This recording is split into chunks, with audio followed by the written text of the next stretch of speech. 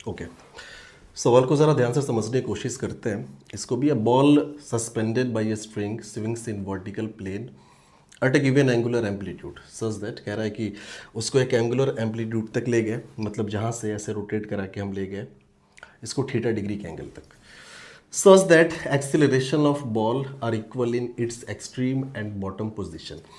कह रहा है कि यहाँ पे जो भी एक्सिलरेशन है, जिसे हमने इसको नाम दे दिया, इसको पॉइंट ए बोल दिया। कह रहा है कि यहाँ पे जो एक्सिलरेशन है और यहाँ पे जो एक्सिलरेशन है वो दोनों बराबर है, मतलब यहाँ पे और यहाँ पे, यानी extreme and bottom position, acceleration बराबर, फाइंड द एंगुलर एम्पलीट्यूड। कह रहा है कि बताओ थीटा कितना रहा होगा।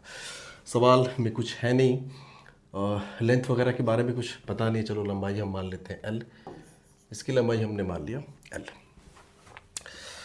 अब ज़रा ध्यान दीजिएगा, ये आया कितना नीचे है, ठीक है, वो हम पहले पता कर लें। तो कितना नीचे आया ये जानने के लिए पहले ऐसे हमने एक लाइन ड्रॉ कर दी, ठीक है, यहाँ पर भी एक लाइन ड्रॉ कर देते हैं जी। तो कितना नीचे आया है ये, तो आप साफ साफ देख सकते हो कि भैया इतना नीचे आया है वर्टिकल डायरेक्शन में। सॉरी, वर्टिकल डायरेक्शन में अगर एच का डिस्प्लेसमेंट हुआ तो किस वजह से हुआ होगा, तो भाई एम जी की वजह से हुआ होगा, ठीक है। सो एम जी यहाँ भी एक्ट हो रहा होगा, और एम जी आपका जब पोजीशन ये है तो यहाँ भी एक्ट हो रहा होगा, ठीक है। दूसरी बात, यहाँ से चूंकि रिलीज किया गया तो यहाँ पे इसके पास स्पीड होगी ज़ीरो, लेकिन यहाँ पे बॉटम मोस्ट पॉइंट पे जब भी आएगा तो इसके पास स्पीड कुछ ना कुछ होगी, और ये इस डायरेक्शन में होगी, टेंजेंशियल डायरेक्शन में, उसको हमने वी मान लिया, ठीक है। ये अगर एल है तो अगर आप ध्यान दें तो आप बोलोगे यार कि यहाँ से लेकर यहाँ तक ये वाला जो डायमेंशन हो जाएगा ना, ये यहाँ से लेकर यहाँ तक, ये आपका हो जाएगा L cos of theta. So this is L cos of theta. अब देखो ये पूरी लंबाई तो एल के बराबर है ना, और ये अगर एल कॉस थीटा, तो एच जो होगा, एच कितना हो जाएगा, H is equals to L minus L cos of theta. आप इसको लिख सकते हो, एल कॉमन कर लिया, so 1 minus cos of theta. आप ये कह सकते हो कि एच की वैल्यू जो है वो इतनी होगी, ठीक है। दूसरी बात, ए से लेकर बी तक की हम बात करते हैं। पहले तो हम इस बात में इंटरेस्टेड है कि यहाँ पे स्पीड होगी कितनी, चलो स्पीड हम निकाल लेते हैं। तो from A to B, from A मतलब क्या है, ये एक्सट्रीम पोजीशन है, टू बी, बी मतलब क्या है, ये अब बोल यार कि बॉटम पोजीशन है, ठीक है ना। यहाँ पे वर्क एनर्जी थ्योरम अगर हम यूज़ करें तो एक ही तो वर्क डन हुआ है ग्रेविटी का, तो वो हो जाएगा M G H is equals to, initial kinetic energy zero थी, फाइनल काइनेटिक एनर्जी आपकी हो जाएगी half M V square. M से एम कैंसल आउट हो गया, विच इम्प्लाइज ये V square equals to 2GH हो गया। तो आप इसको ऐसे भी लिख सकते हो कि V square is equals to 2G, और H की वैल्यू ऑलरेडी हम कैलकुलेट करके बैठे हैं, L in bracket 1 minus cos theta. So L in bracket 1 minus cos of theta, ठीक है। सो ये तो लगे हाथ हमने वी स्क्वायर निकाल लिया। जब आपके दिमाग में आएगा वी स्क्वायर निकाल क्यों रहे हैं, उसकी ज़रूरत पड़ेगी, क्योंकि सवाल में जो हमें मेन इन्फॉर्मेशन दिया है उसने बोला है कि जो एक्सिलरेशन है पॉइंट ए पे वो किसके बराबर है, एक्सिलरेशन पॉइंट बी के बराबर। यानी यहाँ पे जो नेट एक्सिलरेशन है और जो नेट एक्सिलरेशन यहाँ पे, दोनों आपस में बराबर है, ठीक है। ए के नेट एक्सिलरेशन की ज़रा हम बात कर लेते हैं, क्या ए पे नेट एक्सिलरेशन कितना होगा, ठीक है ना। उसकी हम बात कर लेते हैं ए पे नेट एक्सिलरेशन की। अब ज़रा ध्यान दीजिए, ए पे फोर्स कौन सा लग रहा होगा, तो आप बोल रहे हैं कि एम जी नीचे लग रहा है, तो टेंजेंशियल डायरेक्शन में एक फोर्स लगेगा M G sine of theta, इधर लगेगा, एम जी कॉस थीटा आपके इस डायरेक्शन में लग रहा होगा, ठीक है। अगर हम आपसे बोले कि बताओ पॉइंट ए पे, यानी एट पॉइंट ए की हम बात कर रहे हैं, यानी एट पॉइंट ए पे स्पीड क्या है, जीरो, क्योंकि इसको रिलीज किया गया ना, यहां से इसको रिलीज किया गया था, स्पीड जीरो है। अगर स्पीड जीरो है तो आप बोलोगे यार कि इसका जो नॉर्मल एक्सेलरेशन होगा वो हो जाएगा जीरो।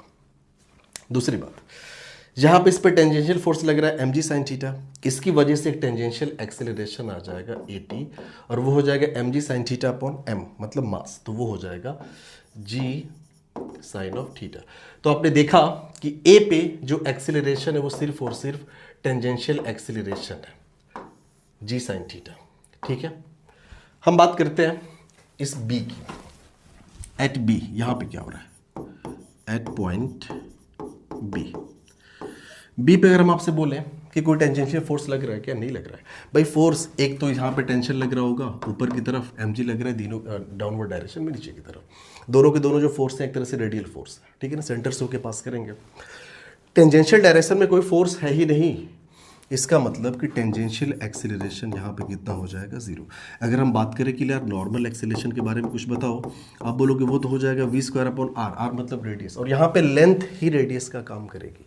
ये जो इसकी लंबाई है यहाँ से यहाँ तक, ये यहाँ से यहाँ तक l जो लेंथ है, तो ये हो जाएगा v square divide by L. v square की वैल्यू ऑलरेडी हम लोग यहाँ से निकाल के बैठे, आप देखिए 2gl 1 माइनस कॉस थीटा, तो ये हो गया 2gl in bracket 1 minus cos of theta divided by, ये हो गया l कट गया, सो an इज इक्वल्स टू, ये निकल के आ गया 2g, ठीक है, और ये हो गया 1 माइनस कॉस ऑफ थीटा। ये बॉटम मोस्ट पॉइंट की बात हो रही है ना, यहाँ पे टेंजेंशियल जीरो है, नॉर्मल एक्सेलरेशन इतना निकल के आ गया, मतलब आप कह सकते हो कि टोटल एक्सेलरेशन जो बी पे है ना वो यही है। तो ये तो हमने पता कर लिया भाई, बी पे जो एक्सेलरेशन है वो सवाल के हिसाब से एक्सट्रीम और बॉटम दोनों जगह एक्सेलरेशन बराबर है, यानी ए की value acceleration at point A equals to acceleration at point B, ये गिवन है, ठीक है, दोनों का आप रख दीजिए। तो ये जो हमने रिलेशन यहाँ पे लिखा हुआ है ना, ये जो गिवन है, ये गिवन था एक्चुअल में, ये गिवन था, वैल्यू रखिए एक्सेलरेशन एट पॉइंट ए, तो ये आपका है जी sine of theta is equals to acceleration at point B, ये निकल के आया 2g 1 माइनस कॉस थीटा, ये हो गया 2g in bracket 1 minus cos of theta. Sir bracket को ये जी काट दो यार पहले, ये हो गया sine theta, okay, is equals to 2 minus 2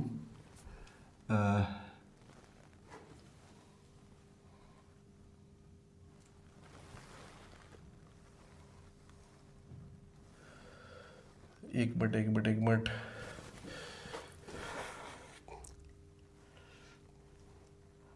so sine theta equals to, ये बचा यहाँ से 2 1 माइनस कॉस थीटा।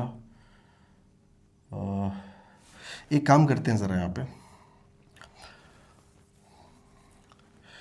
देखिए, इधर है साइन थीटा ना, साइन थीटा को आप लिख सकते हैं, इसको आप ऐसे लिख सकते हैं sign 2 into theta by 2।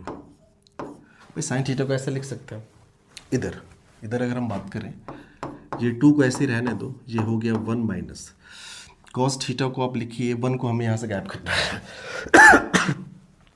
Half angle फॉर्मूले का हम यूज़ कर रहे हैं, तो कॉस थीटा आपका हो जाएगा कि 1, ये हो जाएगा, सॉरी, ये हो गया प्लस 2 साइन स्क्वायर, और ये हो जाएगा थीटा बाई 2, ठीक है ना।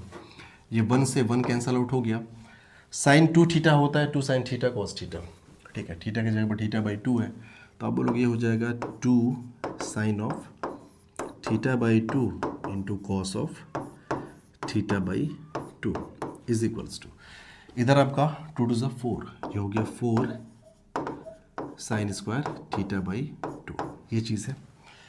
अब आप ध्यान से देखोगे, एक साइन थीटा बाई 2 गायब हो जाएगा, यहाँ से स्क्वायर गायब हो जाएगा, ये 2 इसको कट कर देगा, यहाँ पे आएगा 2, ठीक है। तो अभी अगर आप ध्यान दो, 2 को आप इधर कर लो, तो कॉस थीटा को इधर कर लो, इधर एक साइन थीटा बचा हुआ है, कॉस थीटा नीचे जाएगा, तो sine theta by cos theta tan theta हो गया, 2 को इधर कर लो, तो ये हो जाएगा 1/2। So tan theta equals to 1/2 आया, आपसे थीटा पूछा था ना, theta is equals to tan inverse 1/2 and this will be our answer, ये हमारा जो है वो आंसर होगा, ठीक है ना। यानी कि इस एंगल पे ले जाके अगर रिलीज़ करें तो हुआ क्या होगा कि एक्सट्रीम पे और बॉटम मोस्ट पॉइंट पे, दोनों पॉइंट पे जो एक्सेलरेशन है अगर बराबर है तो फिर एंगल जो है वो इतना रहा होगा।